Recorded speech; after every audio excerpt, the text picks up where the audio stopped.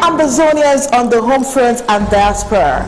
Dear Ambazonia freedom fighters in the home front and in the diaspora. The Ethics Commission of the Federal Republic of Ambazonia is coming out to alert you that it is becoming more and more evident that the former British Southern Cameroons, aka Ambazonians, will soon emerge as the newest nation in the world. We are calling on all of us to start preparing to receive Ambazonia as parents prepare to receive their firstborn child. Malcolm X said, tomorrow belongs to those who prepare for it today. We are already very educated, talented, and very rich in natural resources. Do all this guarantee a safe and prosperous Ambazonia? The answer is an emphatic no. Theodore Roosevelt said, to educate a person in the mind but not in morals is to educate a menace in society. Ambazonians, it is time to start planning to restore our cultural and social values that characterize us as a people of good repute. Before our Republic to Cameroon invasion, we were respectful of each other, of the law, and of our culture. We earned our living through honest hard work, making clean money for ourselves. Our values helped us to maximize the benefits of our natural resources as well as our human resources. Southern Cameroons were serene and clean, simply beautiful in spirit and in the physical. We all long for such a place to call home, and we can make it happen by God's grace. Our local government areas and counties, are you prepared? Do you have an ethics commission in your local government areas, counties to serve as a moral compass for you? Do you have a copy of the Ambazonia Ethics Code and the Constitution? All arms of government, do you have an ethics agency? Departments of DSS, HSS, Communications and IT, Education, DHACM, DFA and DEINR. Do you have ethics agency to serve as a moral compass for your departments? Ambazonians, you need to know your rights by reading the Ethics Code and the Constitution. Shame unethical behavior and reward good behavior in your communities. Hold leaders accountable. Be the watchdog of your communities and governments. See something, say something. The church, you are the main research center of moral principles with the responsibility of moralizing the society. How effective are you outside the church building? Maya Angelou said, when you know better, then you do better. Ambazonians, watch Ethics for an emerging Ambazonia every Friday at 10 p.m. Amba time.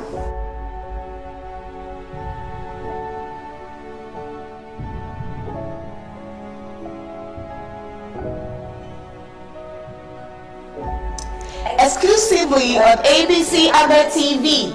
Stay tuned.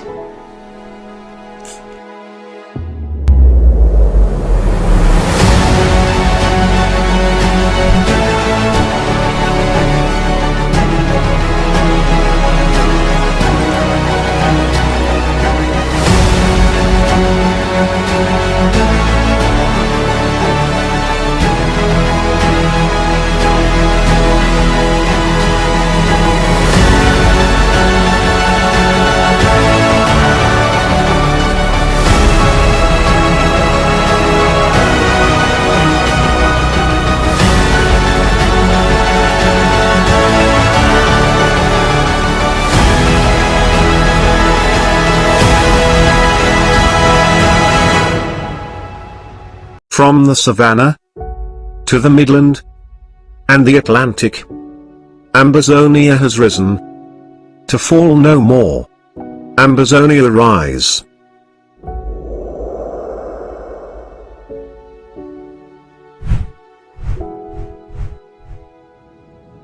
Dear Ambazonians on the home front and diaspora. Dear Ambazonia freedom fighters in the home front and in the diaspora. The Ethics Commission of the Federal Republic of Ambazonia is coming out to alert you that it is becoming more and more evident that the former British Southern Cameroons, aka Ambazonians, will soon emerge as the newest nation in the world. We are calling on all of us to start preparing to receive Ambazonia as parents prepare to receive their firstborn child. Malcolm X said, "Tomorrow belongs to those who prepare for it today." We are already very educated, talented, and very rich in natural resources. Do all this guarantee a safe and prosperous Ambazonia? The answer is an emphatic no. Theodore Roosevelt said, "To educate a person in the mind but not in morals is to educate a menace in society." Ambazonians, it is time to start planning to restore our cultural and social values that characterize us as a people of good repute. Before our Republican invasion, we were respectful of each other, of the law, and of our culture. We earned our living through honest hard work, making clean money for ourselves. Our values helped us to maximize the benefits of our natural resources as well as our human resources. Southern Cameroons were serene and clean, simply beautiful in spirit and in the physical. We all long for such a place to call home, and we can make it happen by God's grace. Our local government areas and counties, are you prepared? Do you have an ethics commission in your local government areas, counties to serve as a moral compass for you? Do you have a copy of the Ambazonia Ethics Code and the Constitution? All arms of government, do you have an ethics agency? Departments of DSS, HSS, Communications and IT, Education, DHACM, DFA and DEINR. Do you have ethics agency to serve as a moral compass for your departments? Ambazonians, you need to know your rights by reading the Ethics Code and the Constitution. Shame unethical behavior and reward good behavior in your communities. Hold leaders accountable. Be the watchdog of your communities and governments. See something, say something. The church, you are the main research center of moral principles with the responsibility of moralizing the society. How effective are you outside the church building? Maya Angelou said, "When you know better, then you do better." Ambazonians, watch ethics for an emerging Ambazonia every Friday at 10 p.m. Amba time.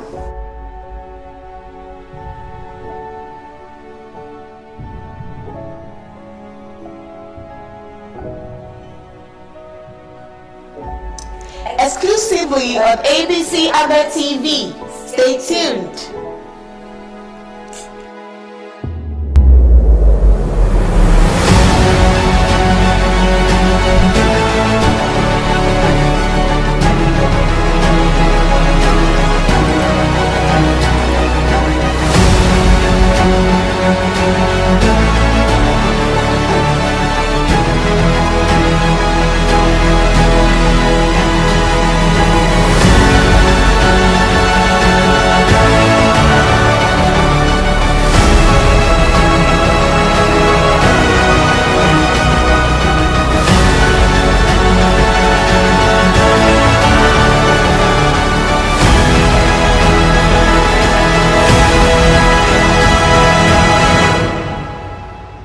From the savannah,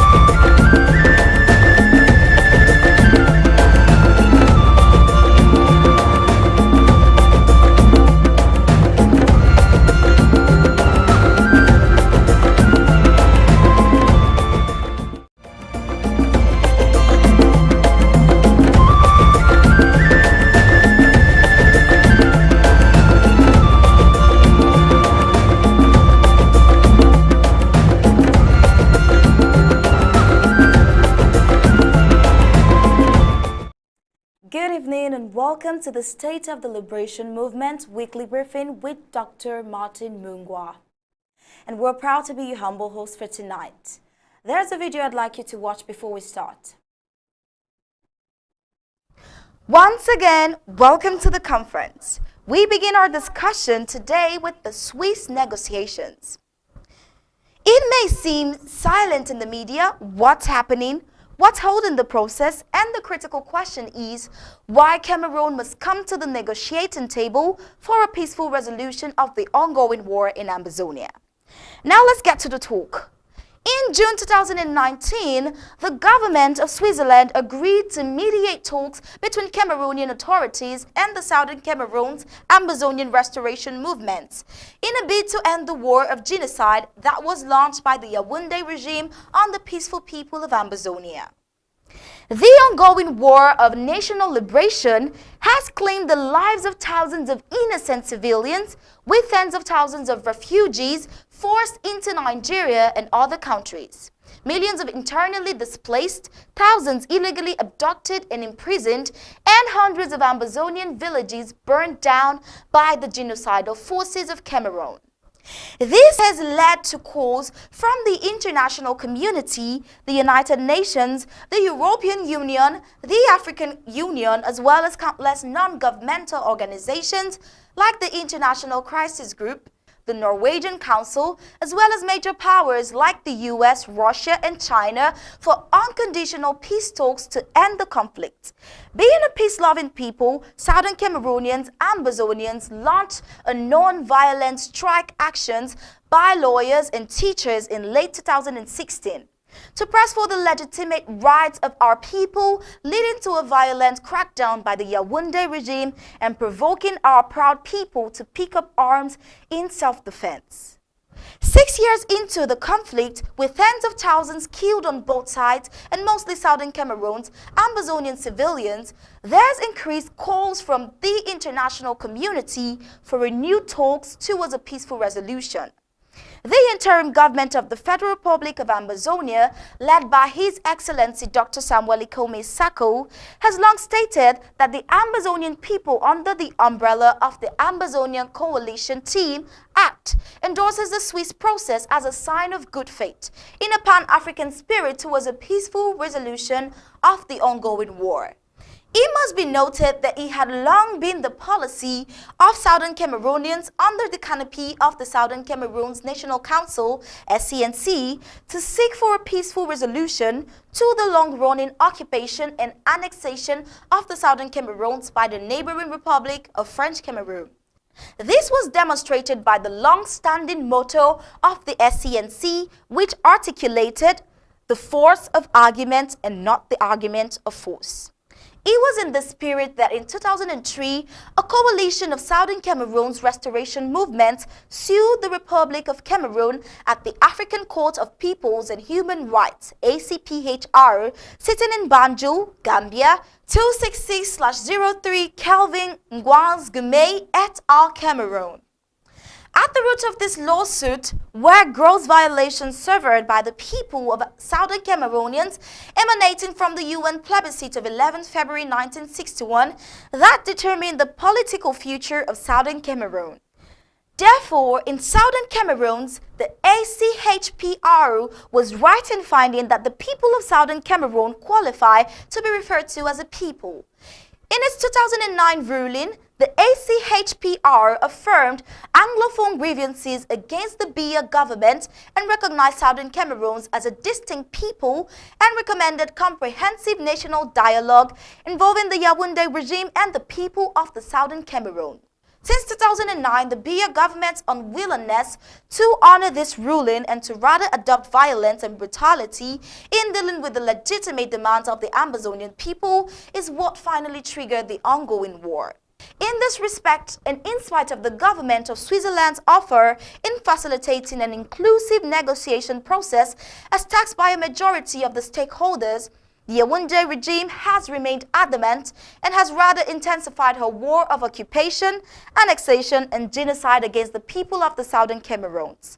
In the meantime, the Ambazonian Restoration Forces, ARFs, under the command of His Excellency Dr. Samuel Ikome Sako, has continued their fierce resistance to the terrorist genocidal forces of Yaoundé, inflicting heavy losses on their occupying armies in the past years.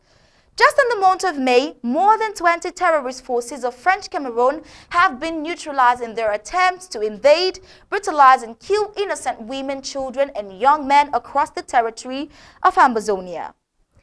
Our resistant forces will therefore continue to confront and to inflict heavy losses on the enemy forces until the government in Yaoundé realizes that they must concede to a peaceful negotiating process that will examine the root causes of the current war and seek lasting solutions that will guarantee the internationally recognized rights of the Southern Cameroon's Ambazonia people to sovereign independence and statehood. It should be clear to the Yaoundé regime, now that they can't subdue and subjugate the people of Amazonia through fraud and force as they have been doing in the past, the only viable solution for them now is to come to the negotiating table as demanded by the international community. Before we move on, I would like to announce that my co-host, Onyi Okpala, is back from her medical leave, sound and strong. Let me meet her so that we can expand on these briefings of today. Stay tuned.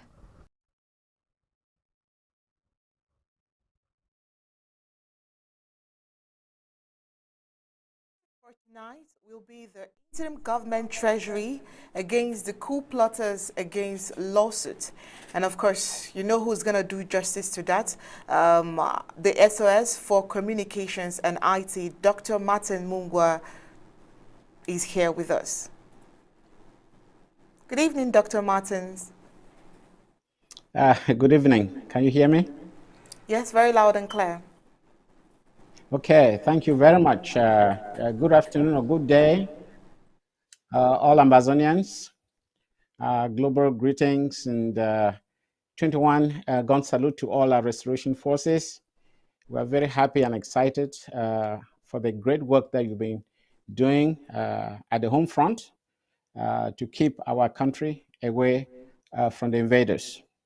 So today, as advertised, I'm going to talk about the IG Treasury against the coup plotters.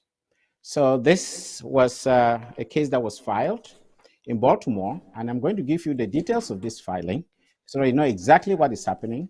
And first of all, to also understand that the interim government is very, very serious when it comes to situations where people actually break the law, and in this case, the American law. So this was e-filed in Baltimore County Circuit Court on May the 5th, 2020 at 5:50 p.m. And so the title is actually Ambazonia Foundation, Inc., and Ambazonia Broadcasting Corporation, and Southern Cameroon's Foundation against the coup plotters. And before I go into the detail of this case, I want to make it very clear that it is not the case of Dr. Sako against coup plotters. This has nothing to do with Dr. Sako. Dr. Sako has absolutely nothing to do with this. So those who go on air and make claims that Dr. Sako has taken them to court, I think they are wrong. And today, you'll be able to have the details. And again, one other piece of information here, they have to understand that the case that we have in front of us here, these are those who actually committed the crime, all right? So those in complicity will be caught by a second net, which means that this first net is just to get those who actually committed the crime. There are others who actually contributed to this crime. And it is not over. We are going to get them. So you are going to have a second net. These are, those who were complicit to it. And so in the process of interrogation, testimonies, and responses these people will provide, so more will be indicted. Okay, so this is some facts that I have to bring to you. So again, people have to understand Dr. Sako did not take anybody to court, absolutely. And I also know that somebody came on air, and Chris Anu in particular, and said that he gave Dr. Sako 7 days. If he does not do whatever he thought he was supposed to do, he will put him in jail. So I just want to remind Ambazonians that I actually spoke to Dr. Sako early today. I don't think he's in jail. I asked him if he was in jail yet. He said no, he has no idea about any jail issue. So I don't know who Mr. Chris Ano was referring to. Maybe he was referring to a different Dr. Sako. So this filing is broken into several parts. There is the complaint, there is the allegation of fact, and then you have 8 counts. Okay, there are 8 counts here. I'm not going to go through those 8 counts, but I'm going to give you the conclusion, what they expect at the end of it in terms of what the coup plotters have to provide. So these are the coup plotters involved. So you have Ambazonia Foundation, Ambazonia Broadcasting Corporation, Southern Cameroons Foundation versus Blaise Che of Anaheim, California, Frida Ashu of Phoenix, Arizona, John Egewan of Mesquite, Texas, Richard Tangu Yengo of Dublin, Ohio, Christopher Forbene of Houston, Texas, and Edwin Ngomba of Lanham, Maryland. So these are the lists of coup plotters, and this is the complaint. The plaintiffs: Ambazonia Foundation, Inc., Ambazonia Broadcasting Corporation, Incorporated, and Southern Cameroons Foundation. These are the plaintiffs, and by and through their attorneys, Sutton Esquire, and the law offices of James Crawford and associates hereby submit this complaint, and in support thereof respectfully states the following. This is an action for a temporary restraining order and preliminary and permanent injunction relief pursuant to Maryland rules 15501 through 15505.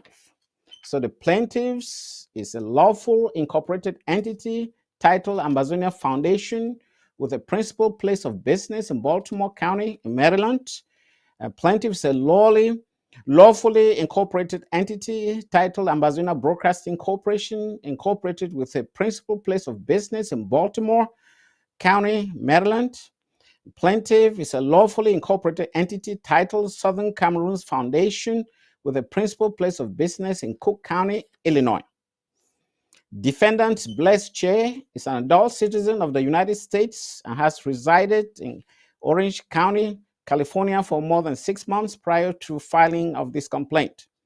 The same applies to Frida Ashu, is an adult citizen of the United States and has resided in Maricopa County, Arizona for more than 6 months prior to the filing of this complaint. And defendant John Egewan is an adult citizen of the United States and has resided in Dallas County, Texas for more than 6 months prior to filing this complaint.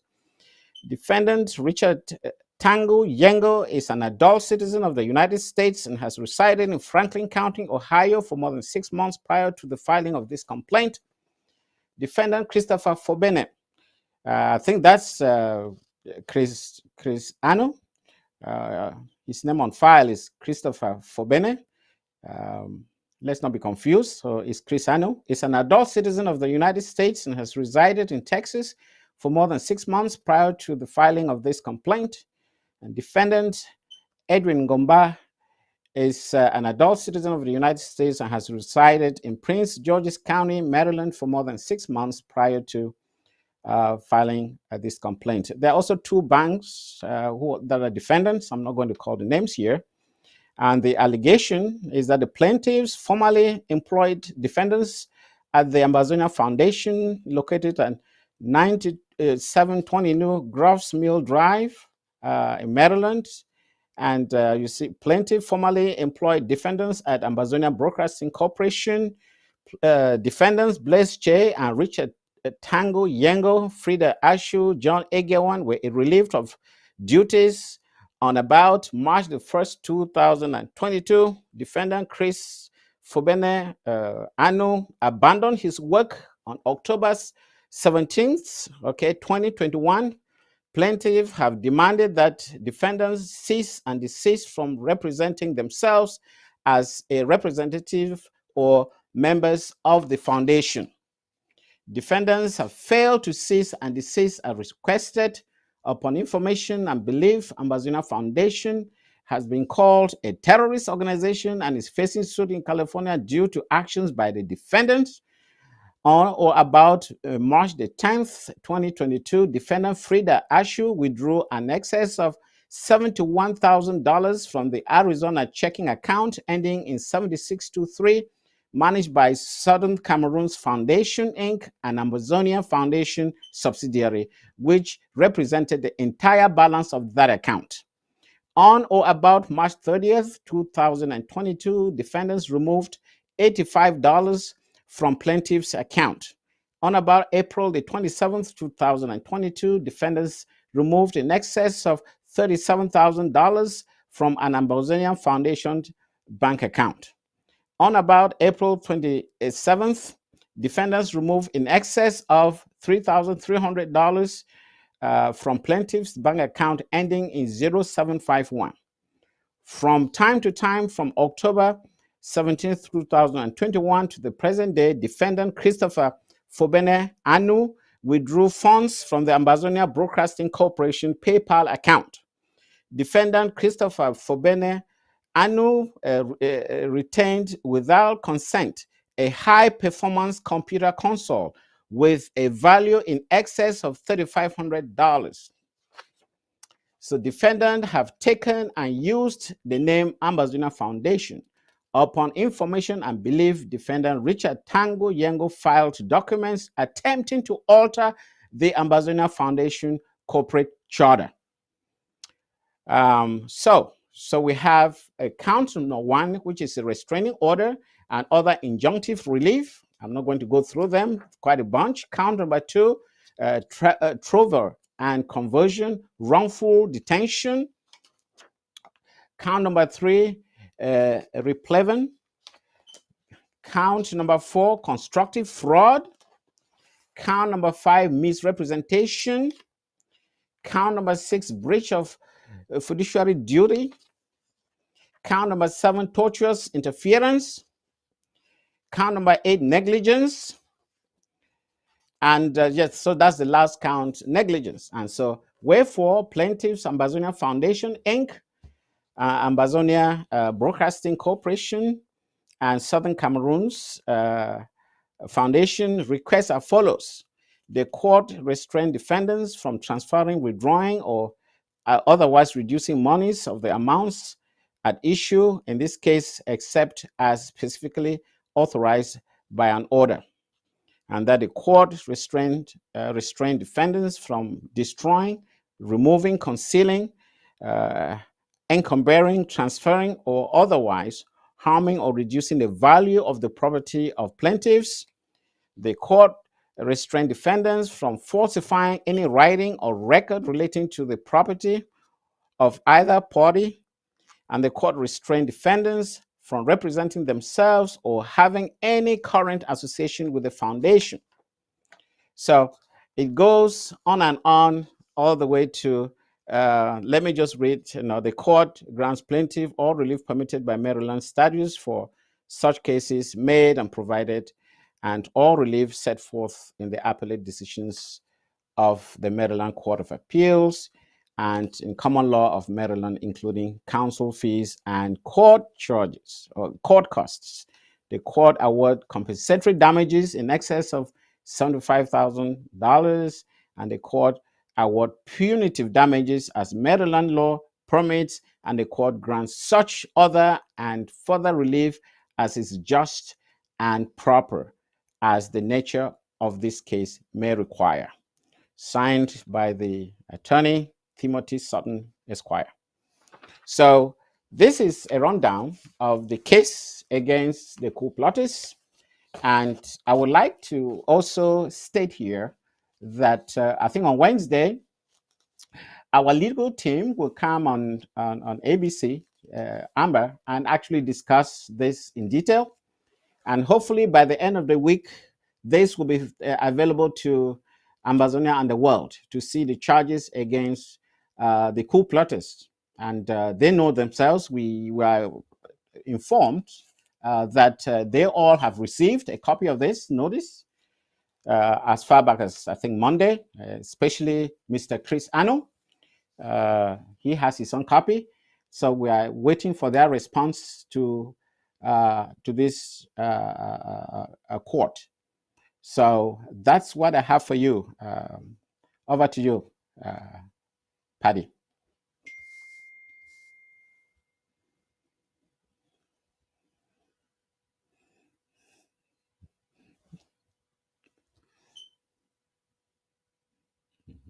Sorry. Okay. Please permit me to clear my God's eye. Yeah, free to. I was trying to do lunch and supper on set. Permit me to do that. I just noticed my voice was cracking. Good evening, Right. fellow Amazonians, ladies and gentlemen. Thank you once again for joining this broadcast. Though late, we're informed and given to bring this information public at a very late hour. I apologize for the late publicity. I have understood some of you have expressed concerns about it. We're making progress, like the Secretary of State for Communications and IT just mentioned a few minutes ago. We will be having an exclusive discussion tomorrow with the legal minds of the Federal Republic of Ambazonia, counseling the government, of the Ambazonia Foundation, to give to us legal explanation of the document that has been rushed by Dr. Moon this evening. I believe a lot of Amazonians nationwide, home and abroad, are excited to know that they have a government that will take responsibility and that will protect their property from the hands of criminals. You now understand that what some of these individuals were saying on air prior to this day was all lies. They were lies, they were cruel, they were aggressive in their lies and hypocrisy and arrogance. They wouldn't even want us to speak. I remember sometime late last year, after the fraud on the media, the public litigation, they wouldn't allow the president make a statement. They were aggressive. They never wanted you to know the truth. And so they tried to stop us. Contrary to information from Christopher Bennett and trying to say that we have taken ABC from them, they have done everything possible to stop us from revealing the truth to Amazonians. We've heard today that this is just the first. There's a second phase that will involve proxies, like the young guy in Germany who fabricated fake documents, fake bank statements. And I don't know if I should call him an attorney, the so what attorney, what that does not understand anything about law, with them. The Mariantas, the Mungwa Harrisons, and these are people that are living in countries and they have certifications. And if they're assuming that they'll free from this fraud, from this arrogance, from this assault to the integrity of the peoples of Amazonia, then they have failed. Tomorrow I'll give Dr. Martin Mungwa is here tonight to pick some relevant questions. He has mentioned some things. I understand that the ABC, that is Ambazonia Corporation, Ambazonia Broadcasting Corporation, in alliance with Amazonian Foundation, has done this litigation that we're having today. What That's correct. was the rationale behind this partnership? Absolutely. So people really have to understand the Amazonia Broadcasting Corporation, ABC. It's a 501c organization. So it's non-governmental, and so is Ambazonia Foundation and Southern Cameroons Foundation. So these are legal entities registered in the United States. And because they are registered in the United States, they fall under the American legal system. This has to be understood. And just a sidebar here. When you take a case to a lawyer, the lawyer evaluates to make sure that this case is winnable. Lawyers don't just take cases at random.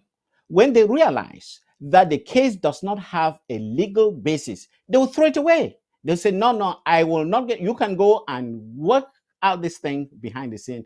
I am not going to take it. But if a lawyer says, I am going to take this case, be aware, be assured that he has a 95 to 99% assurance that he's going to win it. So this is very serious. So people shouldn't just think that you can walk into any legal office and say, oh, I want to sue this person. And they'll just take their pen and say, okay, how much does it cost? And then take the money. No, because it plays on their reputation. You wouldn't go to a lawyer who loses cases all the time. They want to keep a reputation. So people should know that the fact that this case was taken means that the case has a legal basis. It's a case that has substance. Okay? So these are all legal entities registered in the United States. So they come under US law. So if you go by what Chris Ano, who really behaves like, I don't know, a mad person, saying that he's going to prove to the court that Dr. Sako is no longer president. It has no bearing on this case. Where is Dr. Sako's name? Where is the interim government stated here? Is the interim government a corporate entity registered in the United States? I mean, you have to ask yourself those questions. The court is not going to adjudicate on issues between Dr. Sako and the coup plotters. That is not their role. It has to work within the legal limits of the US law. And these three entities are all registered in the United States. And thank God the coup plotters are US citizens. So they are subject to US law as American citizens. Woe betide if in the course of investigating this case, we realize that there may be permanent residents in the United States involved in this. They will be in deep trouble. That would mean they may actually lose that status, or they may never have American citizenship because this will be registered against their name. So this is very serious. And I want Amazonians to listen. And those who think that they can just do anything they want because we are Amazonians and we're in the United States and nobody really cares about us. It is not true. If you are dealing with an entity that is registered in the United States, it is subject to US law, period. Over to you, Paddy. Yeah, thank you very much, Mr. Dr. Mungwa. I would like us to process the legal basis of this case. But before we do that, I want to remind Amazonians, I was talking to one of the attorneys. Sometimes I would say he's a moderate within the Amazonian liberation movement. That is Barrister Martin Tumasang. We had a discussion on Facebook and his concerns. And I understand that he was trying to take sides, or he has taken sides with the coup plotters. And my question to him, fine, I also told that to a friend who might be taking sides to coup plotters. I'm like, Amazonia is not going to be a lawless country. What was the legal or constitutional framework that led to the so-called impeachment and removal of office? Let's consider for 1 minute that the United States even have the time or has the time to go through the bogus, arrogant stupidity of Chris Arnold, taking serious men, in fact, men whom one would think that are serious men, like Sango, Luis Etongwe, Chris Ajwa, Dr. Epa, taking them to the ghetto at midnight with some cowards, ignoring these individuals. Some of them were intelligent, like Sango Luis Etongwe, read the Constitution, saw the facts, ignored it. And some of them, like the Deformed Restoration Council chair, commenter, doesn't even understand it. If you listen to the way he speaks, you know that he's an ignorant. And so they fail to understand that the Constitution, the terms of references, governmental, intragovernmental terms of references are legally binding. If we get to a stage where we have to bring that as a disclosure, those documents will be processed. Now I get back to you, Dr. Mungwa. I want to ask you really quickly.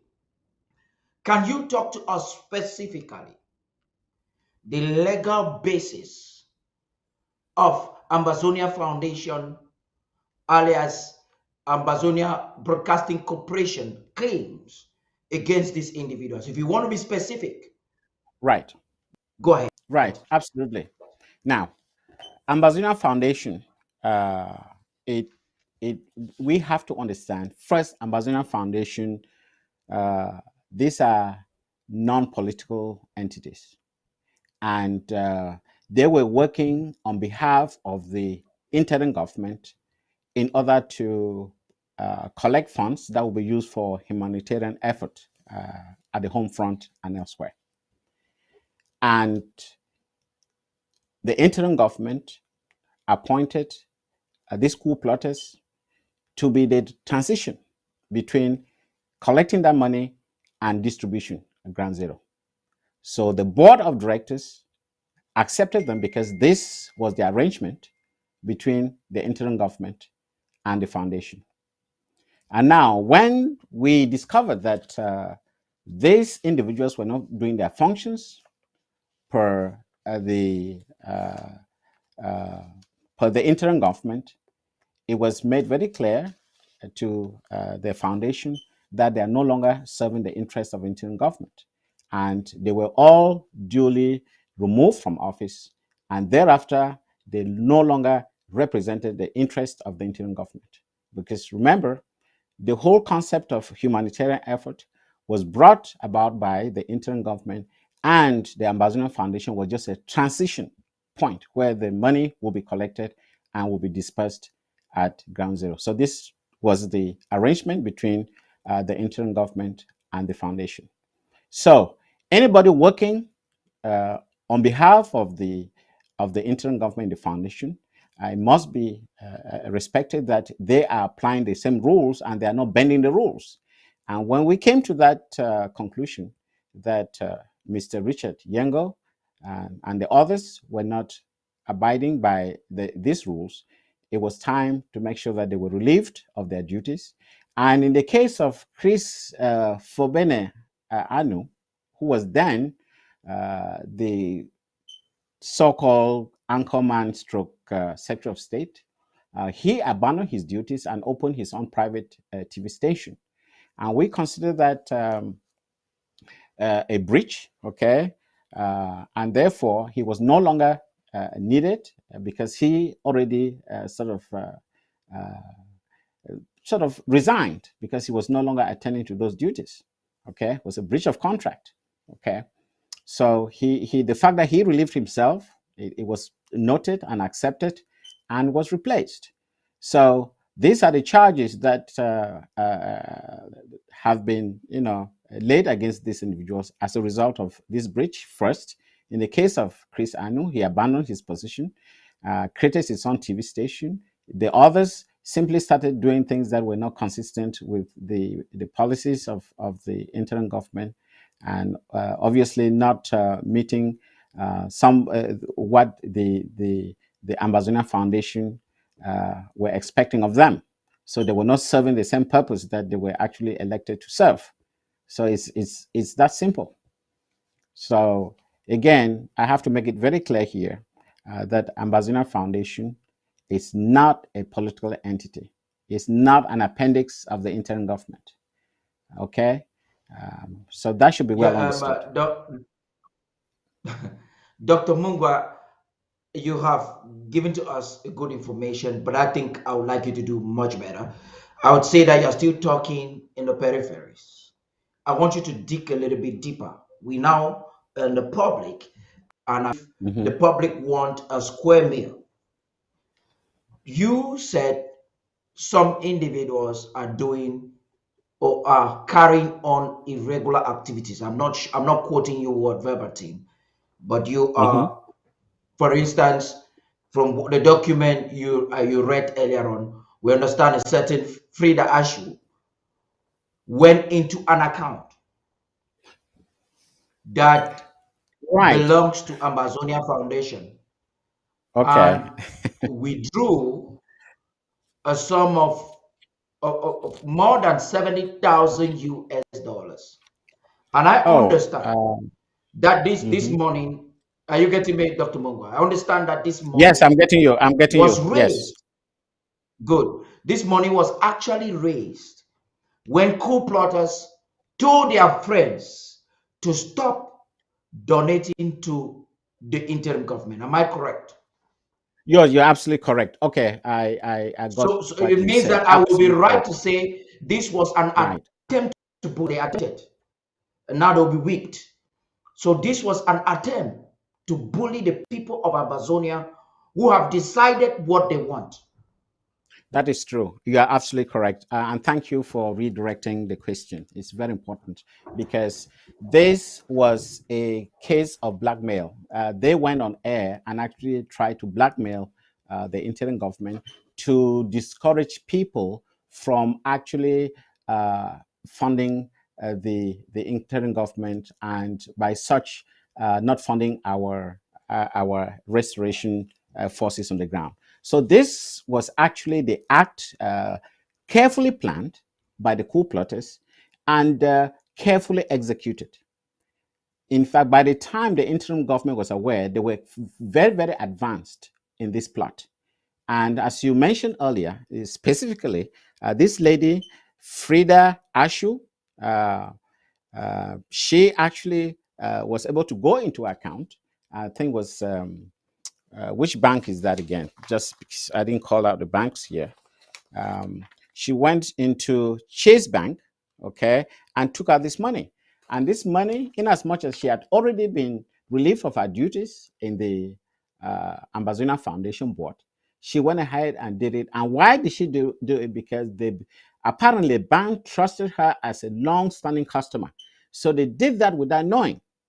So they went ahead and did that. They offered her so she was allowed to withdraw this large sum of money, which was obviously not correct.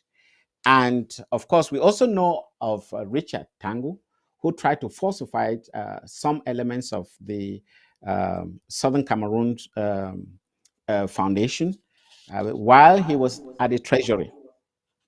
So, I mean, I have them here in detail. And there was a case where I think the sum of I think $37,000 was also removed from that account. So these are very detailed amounts that have been traced all the way to the date. But what is very important here, as Paddy mentioned earlier, this was a calculated plot by the co-plotters to discredit the interim government under Dr. Sacco and to make it impossible for us to operate on the ground in order to stifle our efforts to make sure that the ARS were properly funded so that they can carry out this war. Given the fact, or despite of the fact, that it was clearly shown, demonstrated that in 2021, that was our finest year in this revolution. But Chris Anu and the other coup plotters, they decided to paint another image. And in order to succeed, the first thing that Chris did was to register a new TV station under his name, his wife, and a certain Mr. Fumble. So these are the three owners of this TV channel, which they call it African Broadcasting Corporation, African Broadcasting Service. And their whole intent was to destroy the image of ABC television and Dr. Sacco. And you all know what has happened. They all failed. That's the truth of the matter. They all failed. Over to you, Paddy. Dr. Mungwa, I want to do a follow up. I noticed I was talking on the background and you can't hear me. Please, I'd like us to work on that. You mentioned something that Frida actually consciously went to the bank knowing fully well that she is no longer a member of the Amazonian Foundation. In fact, she was Correct. dismissed by the board of directors. Am I correct? Correct. Correct. So it is right. Can you hear I me? think we Yes. need to give it very clear to, yes, we should give it very clearly to Amazonians.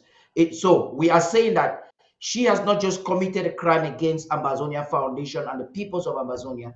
She's committed a crime which is considered law against the United States of America. And that's a federal crime. Yes. Am I correct? That's correct. It's a federal crime, and the FBI was notified, and I'm not sure if the FBI has concluded the investigations. Remember, the FBI did, that's a very, very complex organization, and when they put the facts in front of you, you will be shocked what they'll be able to get. So the FBI is behind Ashu Frida, because when that act of thievery was committed, they were contacted immediately. So she is aware that the FBI is doing some investigations. And when the time comes, they are going to file a lawsuit against her for the crime that she has committed. So this may not be all of it. Okay? This may not be all of it. So that is the first indication that we obtained that someone has tampered with our accounts. And if my memory doesn't fail me, I was informed that this happened during the ASSC2 conference in Washington, D.C. Okay? So Okay. let Amazonians know when this act was committed. Yeah, fellow Yes, Amazonians, Father. ladies and gentlemen, you're watching. In a few minutes, we'll be taking some calls. The anchor ladies have, I think, one question each. After that, I'm going to follow up with some few other questions, just two more questions, so that we can take your calls. Tomorrow, you will get every detail you want to get when I get the law on board.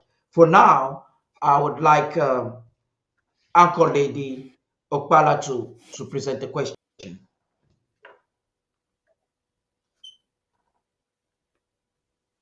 Nice to have you here again, Dr. Martins Mungwa. I really want to find out, I'm quite cold this evening because I thought that the fight was against a central enemy, La République du Cameroon. I'm still trying to understand what Christopher Anu will achieve in because I know he would not succeed, trying to bring Dr. Sako down. I mean, to what end? What do you think he wants to achieve with all of these back and forth court cases here and there? Are we getting closer to our dreams with pursuits like this?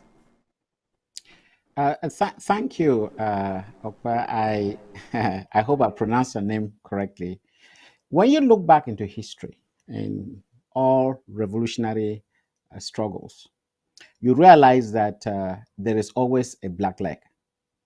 It is almost automatic. It's just like you cannot have positive without negative. You always have the two. So first of all, I'm not shocked to hear this. What I'm shocked about is he doesn't seem to be a very clever man. He's a very, very dull fella. He's a dimwit. And that's why whatever he tries to do is caught almost immediately. And he repeats himself without even noticing that he keeps changing the stories and keeps making new allegations. It is very clear from our investigations and even to the public that Chris Fobene Anu is working hand in hand with Colonel Banqui of La République and his fellow Libyan Lemite, if I can call it that way, Paul Njukan Tasson. Paul Njukan is a classmate, so I know him very well. I'm not here to talk about him or his family or everything. No, just that person. I know him. He's not a very clean person. Everybody knows that. So these are the people who are actually working in the background to pull down the interim government. This is a calculated effort by La République. This is the last kicks of a dying horse. They have discovered that on the ground, they cannot defeat us militarily. They believe that the only way to do it is to come within us and look for people we believe in. In fact, for a while, Mr. Anu was a symbol of the revolution in terms of ABC television. You all know that. He was a symbol. And they believe that bringing down Mr. Anu would bring an end to the revolution. Everything would die off. But shockingly, it never happened. It has happened in every revolution. You go to the ANC in South Africa, you had Chief Buthelezi. That was the same thing the white government was doing. They brought in Chief Buthelezi so that he can, make sure that the ANC doesn't meet its objectives. You go to Zimbabwe, you have Joshua Nkomo. So this is not strange. This is not strange. So Chris Anu, at least I hope he recognizes the fact that he is of no consequence to the revolution right now. He's absolutely of no consequence because he believed that with all the backstabbing, with all the plans that they had, which actually was on for quite a while and we did not know. And the moment it came out, he was so confident that since he was the name or the most important person in ABC TV, he talked directly to the Ambazonians and the world. He felt that as soon as he's away, nobody else can talk on behalf of Ambazonia. The rest is history. I need not tell you the impact that we now have on the home front in terms of quality of programming, in terms of content, in terms of the value of what we tell Ambazonians. Now, Ambazonians know more about this struggle. They know more about this revolution. They know more about the history of Ambazonia than they've ever known before. And it's thanks to people like you who have come on board to tell our own story. Mr. Anu was not here to tell our story. He was here to talk about himself, how great he is. Remember, I remember I got him during the audit report. The first thing he came and sat in front of me was say, "Oh, I'm the most handsome man in here." I mean, it sounds so silly. I said, "What is this gentleman talking about?" And by the way, he hasn't given account of the $2,000 that we gave him to go to Nigeria, and he never went to Nigeria. I don't know whether he will ever give us an account of that money. And he goes around telling people that others have embezzled and he has not. Where is the $135,000? If you add the $2,000, now it's $137,000 that he hasn't accounted for. I was head of the audit committee, and I remember that number. I went through all the data, all the cash flow, and there was a $2,000 given to Chris Anu to take to Nigeria, which he never did. So who is he? I proves on this document that Mr. Anu is a thief. It's that simple. He's a thief.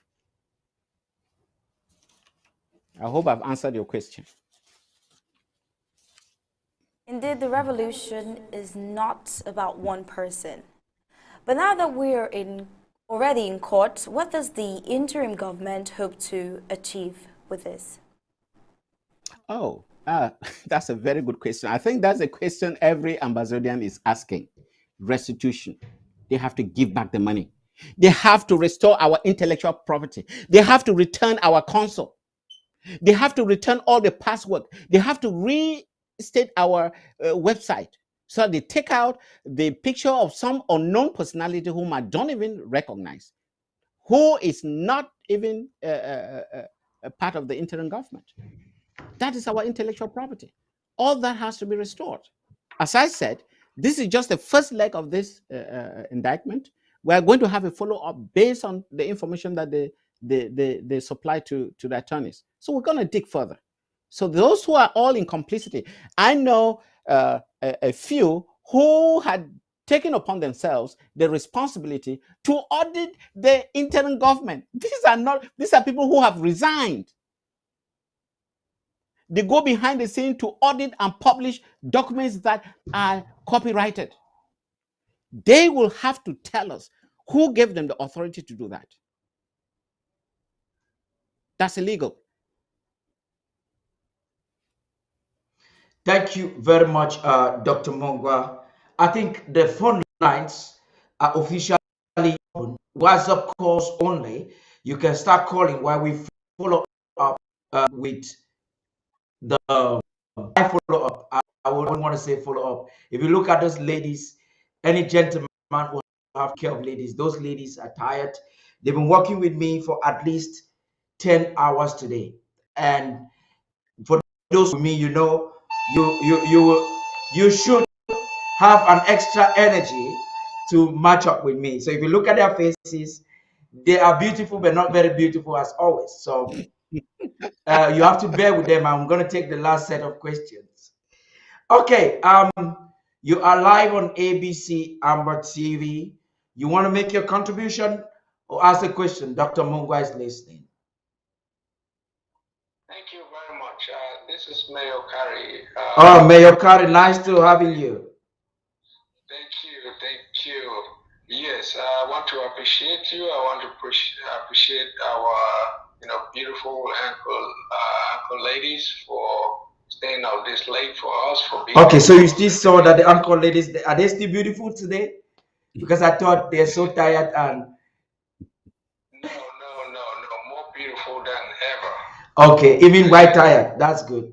I was just to bring some fun. There's yeah. Not only beautiful, but very energetic, and we appreciate them for all the sacrifice on behalf of Amazonia, as well as you and Dr. Mungwa. Yes, I have a question for Dr. Mungwa. Go right ahead, please. Yes, I understand that restitution, is the primary aim of the lawsuit.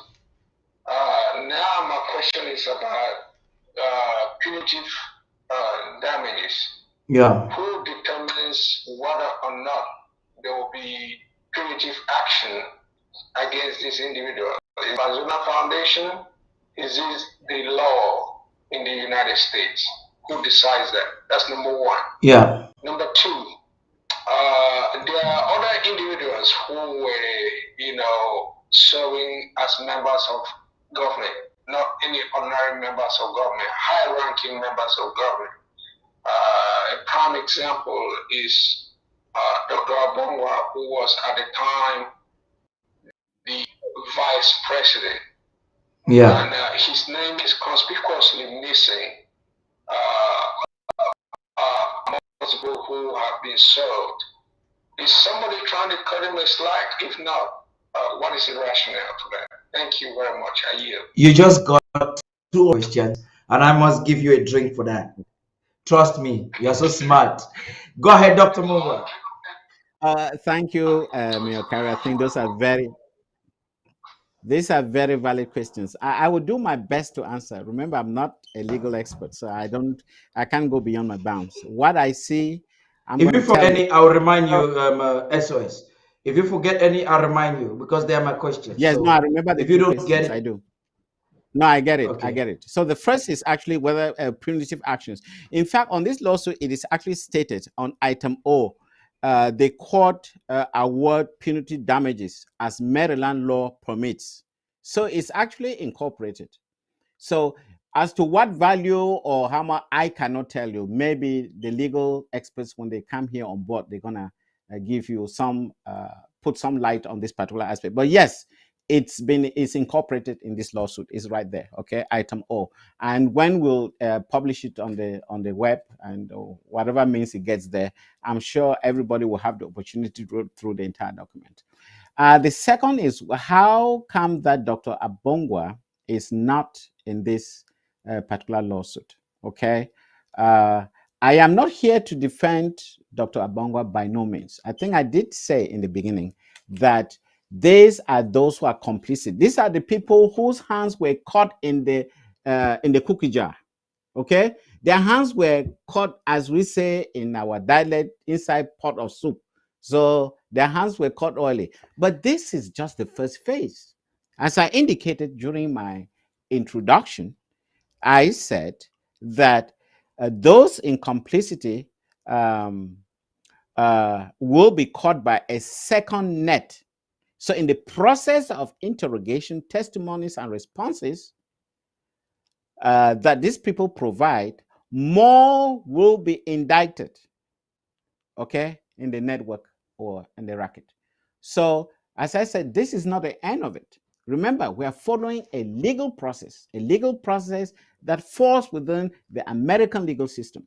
So this is just the beginning. And I can't tell you now when it's going to be over. So let's wait and see what this plaintiffs will be, or what they were going to say in the months to come. So we'll follow up from there. And again, as I said earlier, a lawyer does not take a case if he or she is not sure that it's winnable. If there is no legal base, they will not take it because there's no point deceiving you. They want to make sure that they maintain a reputation so that tomorrow they can make reference to, this is the case I took and I was able to win it. Okay? So I have to keep reminding Amazonians that that's how the law works in the United States. Over to you. I hope I answered Mayor Kerry's question. I think you did well. Just to remind you, Amazonians watching, this is a moment you have to call in and express your opinion or ask your question. Dr. Mungwa will just pick a few questions, but you have the floor. The floor is all yours to call in. But while we're waiting to get this call, I have to follow up with some other question to you, Dr. Mungwa. And best to add to what you've said it so nicely and so beautifully. What you said there, I think Mayor Carey is just simple. When you get yourself involved with irregular financial activity within the United States of America, you have offended the law or the legacy of the nation. And therefore, it is clear who will definitely prosecute. Let's say peradventure, by the sagesse or grandeur of Dr. Sacco, he chooses to forgive these criminals who invaded the national treasury and took money that they did not contribute.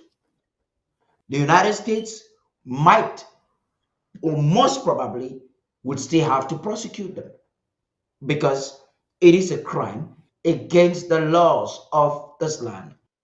That notwithstanding, Dr. Mungwa, I want us to, okay, the calls keep coming. I think this is coming from the home front.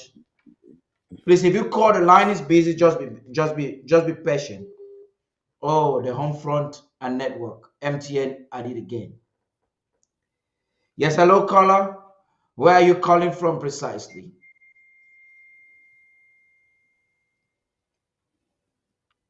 Caller? Okay, we lost that caller. Please, if you are at the home front and you're having network issues, you can write and I will definitely read it out to Mungwa. That is either via WhatsApp. But then right now, I want to look at the comment sections and let me follow some of the comments.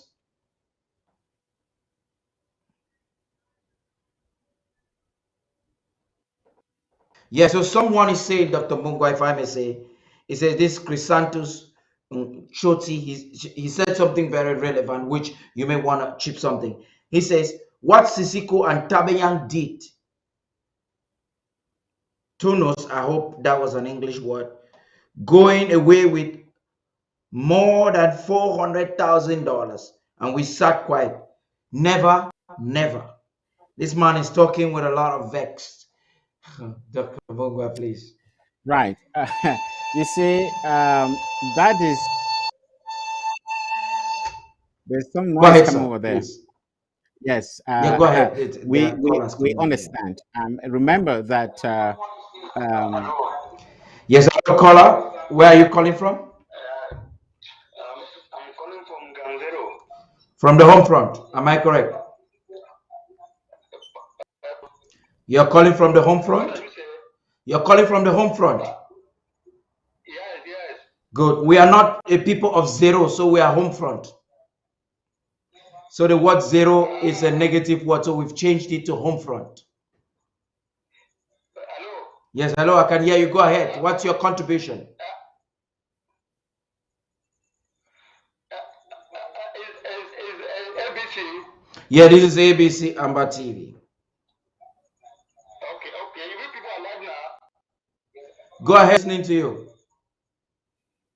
Okay, I want to contribute for what is passing now. The main problem is that the only person that is discussing this struggle is Secretary Chris. Because if Secretary Chris wants to go to law, then it will start from the time of Yerima with the president that is in prison. Because they cannot make government into the government. They have already changed, first of all, government. They come again, change government to government. And all people that they are following Boris Chris, not that they are following the struggle. So for that reason, Chris don't have no any voice, and he is too arrogant. Why? Even yesterday, when you see the way he has talked to Wilbur, it's not really correct. It's made as if this struggle is the one that is all and all. Meanwhile, it's not correct. We have to stop that. So what I want to say is that ABC is the people nation, and no one else can stop that television because everything that they are doing, this resolution council have said that council, which council? Person like Winnie Lobati is not the member of the resolution council. Then there are other people that they have been even go out, that they have been dragged by Secretary Chris. How many people that Chris have dragged them out of the struggle? But they are not saying, they keep on saying that Sako cannot solve the problem. Sako cannot solve the problem. Sako is the president. He is the member of the council. They are supposed to solve the problem. Then, before now give answer to Sako, what are we going to do? Then only go around Sako. That Sako have done this, Sako have done that. So all those things will stop. They think that we are on the zero, we are foolish people. That we just confused that Maranta, this and that, this and that. What can Maranta can say? Maranta is only like a photocopy like Phobia. That they will do everything. They will say that Phobia have said that, and Maranta have said that. Maranta can say something in the public. Maranta only read only what the secretary have said. He cannot do something by his own. If Marita was a synthetic woman, I thought that maybe he could have acted like that other president that have resigned. That no, where is my sisters that they have been in SBC? Where have my brother that has been SBC? I've thought that maybe we have gone to solve problem. I've thought that we are not going to again just people in the two. That is not correct. They are supposed to make like that. They break the problem into two. Not good. These have divide all people have got that other side. That Sako have done this. Then all these people that they are NPC is Sako.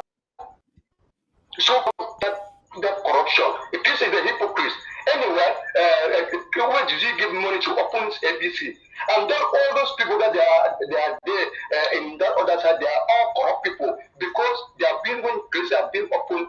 The admission of LBS, what is one is all whatsoever.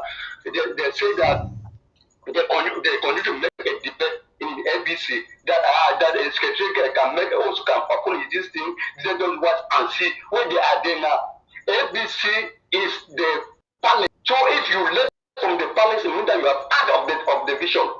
So if they want to say that the social concept of what is this BBC, they will cannot know that they are talking something. So they cannot leave the palace and begin to say that no, the only television is this. That other television is a private television. If you know that you are original, come to the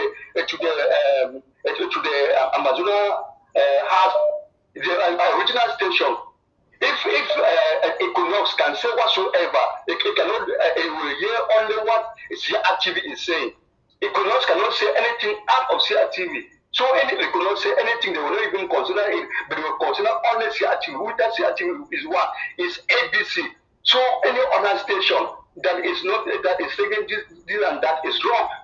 What proof that Sako they will put Sako to court? Sako to go and do what? Sako cannot go to court. First of all, put Phobia to court. If Phobia will go and answer to court, Sako will go to court to go and do what? That is nonsense. If it's supposed to go to court, it will not go to court. To go and do what you court. Okay, Kola, thank you very much. Your contribution is so wonderful. You have a lot of things to speak, Definitely, we'll have a longer time tomorrow from 8 number time with exclusive discussion. This discussion will be activated and we will give at least 2 hours for Amazonians to call in and make their contribution. And I think you will be a part of that. Okay, thank you very much. Okay, thank you for your contribution. Yes. Let the secretary should also know that he is an armed robber. He has stolen money that they cannot say about it. They only say that Sako, Sako, Sako. If they throw stone on Sako, that you also have not a chief, you can throw that stone. Now the question I want to ask you, where from the home front? It's no longer ground zero, it's called home front.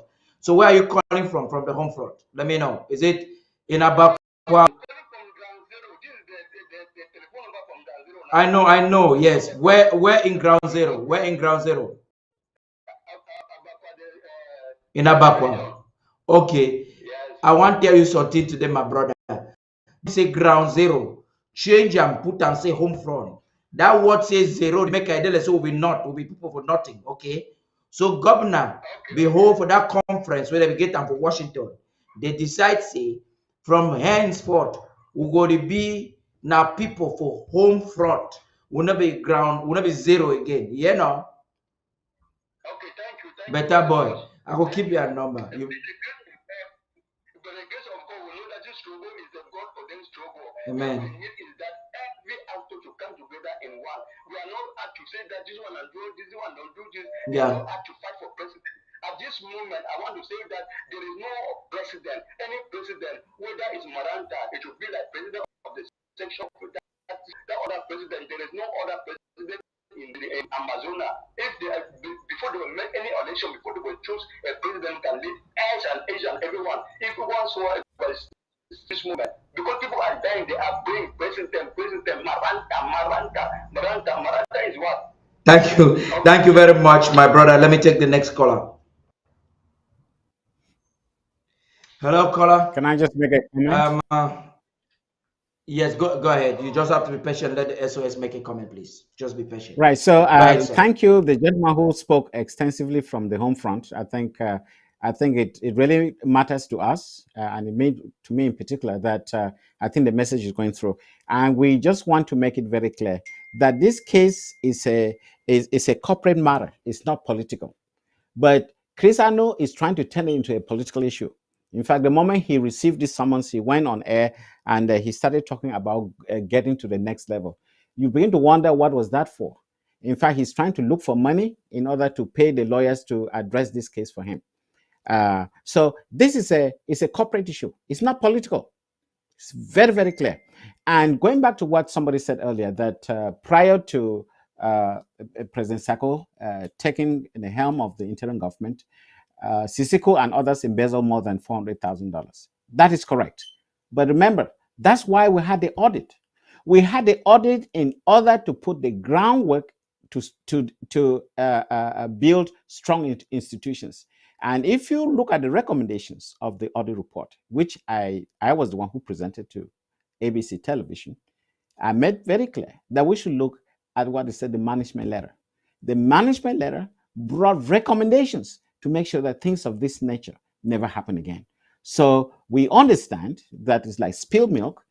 Dr. Sako was not in charge at that time, but at least he's in charge of the interim government. So we have to build institutions. And that's what we're trying to accomplish today. I will speak to you. We are building institutions. We may never recover that money. That's what change is all about.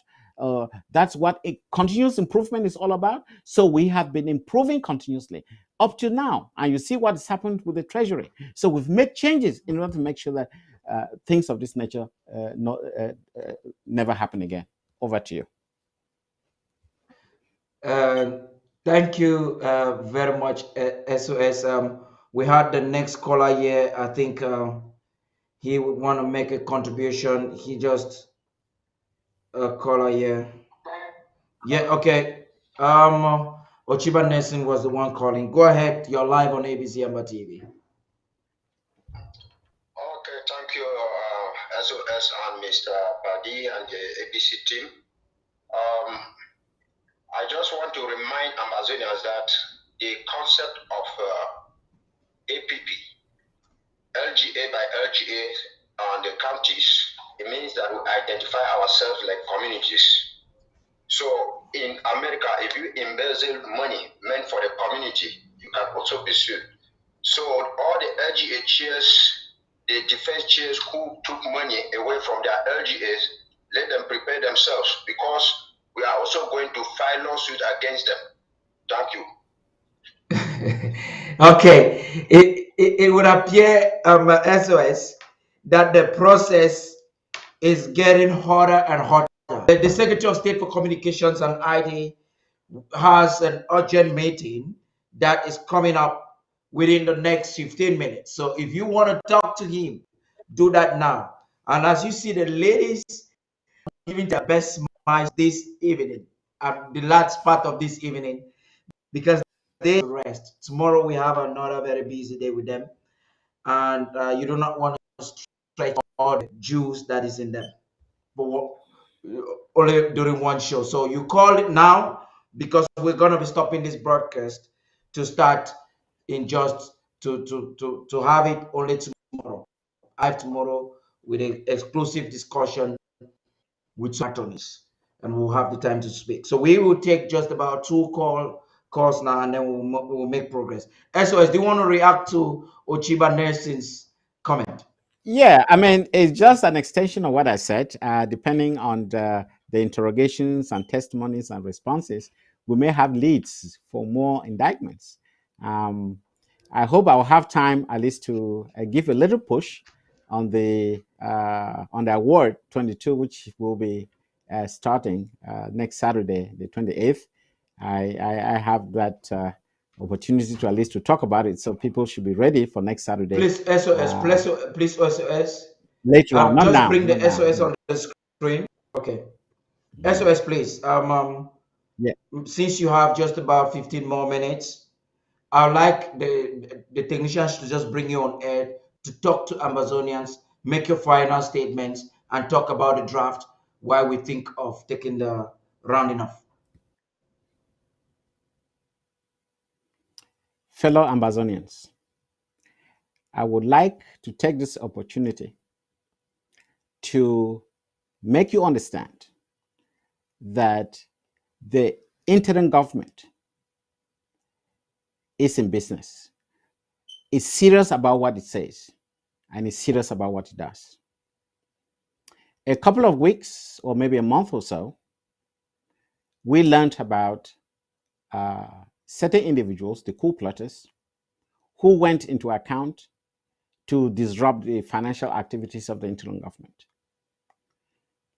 Dr. Sako came on air and promised the Amazonian people that this matter will be taken seriously because they have breached American law.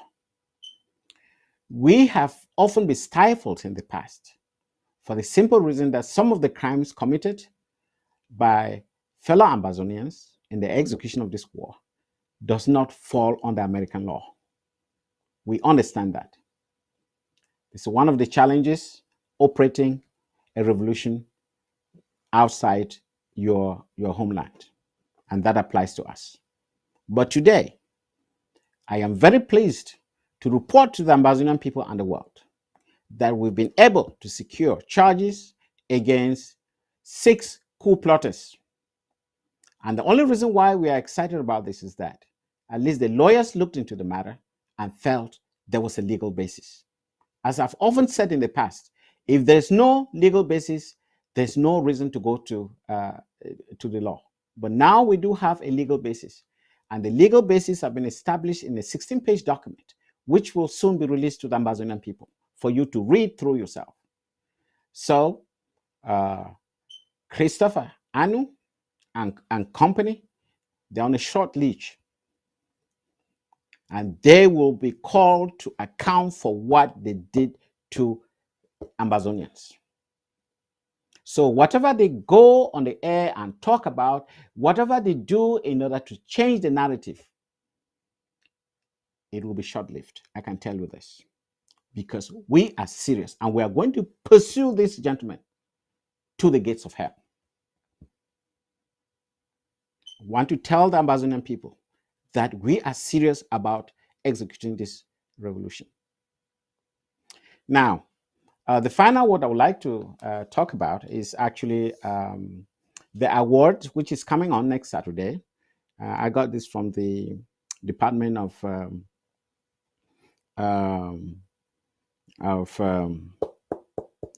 the National Treasury,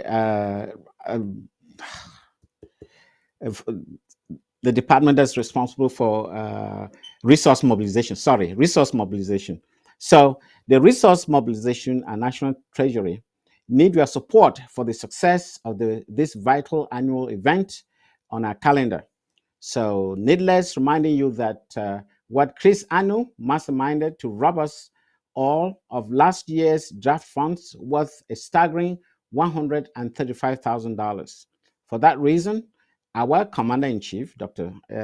Sako, is calling on all of us, all to draft this year more than ever before to ensure that the actions of our brave ARFs on the home front surpasses the historic achievements of 2021. Traditionally, the national-wide launch event is focused on local leadership drafting, including all county LGA executive, ethics council, judiciary, IHR, PHC, National Treasury Board of Trustees, ABC board members, presidency staff, and our entire cabinet, each expected to draft at our respective LGA and counties. So the motto is leading by example. So again, I will end my presentation tonight by this wonderful news that the coup plotters now, they are on hook and they have to respond to the charges laid against them. And they've been given 60 days. That's a long time. 60 days, enough, 2 months. Take your time, think about it, bring the evidence and submit it to the court. This is not about Dr. Sako. If your response is, oh, I'm going to tell the court that Dr. Sako is no longer president, that's silly, very silly, because his name doesn't even appear on this document. It's a corporate issue. It's not political. Take your political grievances elsewhere. This is not where to address your political grievances. So this is all I have for you, ladies and gentlemen. Over to you, Paddy, and good evening. Thank you very much, Dr. Mungwa. Thank you very much, ladies and gentlemen. It has taken me close to 7 months to talk to Amazonians via different programs on ABC Amba TV. I started this discussion, went into the moment of truth and inclusive discussion, Undaunted, just that Chris Anu is a flop of himself. A lot of Amazonians didn't listen. A lot of Amazonians listen with their brains, they listened to their emotions. Some got sympathetic. They didn't believe that a man that will shout empty words for too long, empty as a bucket that has no water. It's just so. Only yesterday, this same man was trying to tell you that the interim government was unable to do anything in 2021. And then I go back into our consoles in the machine I'm looking in here. I have images of the same communicator, purported journalist, telling Amazonians that just a few months ago, that the interim government is the best, the interim government has done this, the interim government has done that. Then you begin to ask, is it ignorance or arrogance? Is it evil or what? It is unfortunate. The day Amazonians war is here. The coup plotters, we begged them for 8 months to present documents to substantiate whatever claims they had against the president and some members of the government. They went, subscribed a young man who is also arrogant and very ignorant in Germany to fabricate fake documents. And like I'm very well aware that he definitely have to answer one of these days. The FBI knows no limit with the investigation. The time has come, not long from today. Nanchop, whatever his name is, will present the documents he got from the CDC and from whoever against Dr. Sako. The time has come. he's going to bring those documents to court. I'm also talking to Dr. Epa, the chief coup plotter of the government committee of the defunct deleted Restoration Council, who stood on ABS and warned the president sometime last year and said if the president tried, the president will go to jail. The time is now. I'm also talking to Comfort, another confused lady, very inconsistent, very dishonest, who stood in the UK. I have a screenshot, who said Dr. Sacco will go to jail. The time is now. I'm talking to the arrogant fellow once again, Chris Anu, who stood on his TV and said he has the last word. This is a time for him to present his word. Fellow Amazonians, ladies and gentlemen, tomorrow you will definitely have on the panel Dr. Barrister T. Beheza. It's unfortunate the working schedule of Barrister Fru Johnson is quite complex, but I would see if he can join us on phone and some other attorneys of the interim government of the Federal Republic of Amazonia, and if possible, some of the attorneys handling the case of the Amazonian Foundation to have an exclusive discussion. We will get into the intricacies, the legal basis, the documents. We will explain and crack down to you to tell you what we, the people of Amazonia that have been assaulted, insulted by these riffraffs, have gone through, what we tend to achieve, where we hope to get closure. The time is coming and the time is soon. Right now, I'd like to hand over the mic to the two wonderful ladies of the Undaunted ABC Amber News to close our program of tonight. It's been Tapari King. Have a good night. Bye-bye.